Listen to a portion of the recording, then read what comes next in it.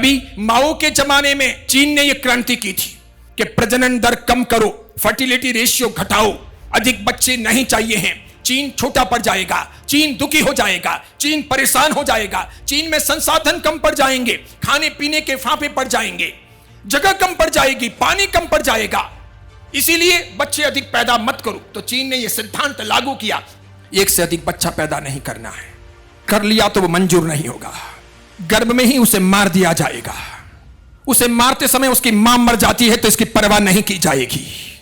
आपने चीन का इतिहास खोल के पढ़ा नहीं है, आपको तो ये धोनी का, कोहली का, तेंदुलकर का, किसी करीना कपूर का, रीना रॉय का या ऐश्वर्या राय का, इनका इतिहास पता है, ये आपकी रुचि है, लेकिन आपको बेसिकली पता नहीं है कि हकीकत में फंडामेंटल सत्य क्या है।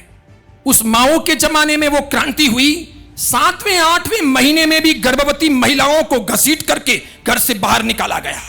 दूसरी बार गर्भवती बन रही है, ये मंजूर नहीं, उसे घसीट करके अस्पताल ले जाया गया, जबरन उसका ऑपरेशन किया गया, बच्चे को मार दिया गया, जिंदा नहीं रहने दिया गया, और इसमें अगर मां मर गई तो मरने दिया गया। ऐसे करके जनसंख्या पर कंट्रोल किया, हम दो हमारे एक, हम दो हमारे एक। और अब 5 वर्षों में चीन परेशान हो रहा है, दुखी हो रहा है, पुनर्विचार कर रहा है, अपनी बातें उलट रहा है, माओ के सिद्धांत परिवर्तित कर रहा है। अब चीन कह रहा है कि हमने ऐतिहासिक गलती की है, हिस्टोरिकल भूल की है, हमने प्रकृति की चेन को तोड़ दिया है। छोटा बच्चा, उससे थोड़ा और बच्चा, उसके बाद में टीनेजर, उसके बाद में युवा, उसके बाद में 30-35 साल का जवान, उसके बाद में 50-55 साल का प्रौढ़, फिर करीब 65-70 साल के वृद्ध, और एकदम बूढ़े जो अपनी जिंदगी के आखिरी समय में हो वो लगभग 80-90 साल के। इस प्रकार पूरी प्रकृति अपने हिसाब से गति करती थी। ये पैदा होना और मरना ये प्रकृति के कर्म के अधीन था। इन सारे सिस्टम को, इस प्रकृति की व्यवस्थित धारा को रोकने का प्रयत्न किया, नेचुरल नहीं, नेचर के विरुद्ध काम किया।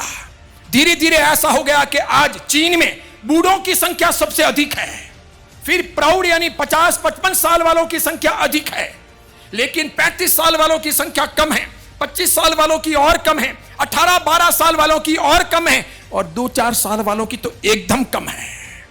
यह हालत हो गई है कि लोग अपने घर के बुजुर्गों की सेवा करने में कामयाब नहीं हो रहे। सरकारी और अर्ध सरकारी तंत्र भी उन बूढ़ों की सेवा में लगा है तो भी सेवा नहीं हो रही। वहां चीन में घर घर में, गली गली में बूढ़े परेशान हैं, दुखी हैं, उनका करने वाला कोई नहीं है, घर में जनरेशन ही नहीं है, सब समाप्त कर दी गई। बूढ़े हैं 8, करने वाला है 1, बूढ़े हैं 5, करने वाले हैं 2। कितना करें, कब कमाएं, कैसे करें? अब चीन ने 5 वर्षों में उद्घोषणा कर ली है कि हम दो हमारे एक का सिद्धांत गलत था, 5 वर्षों में। और ये सब्जेक्ट लगभग 30 साल से बोल रहा हूं।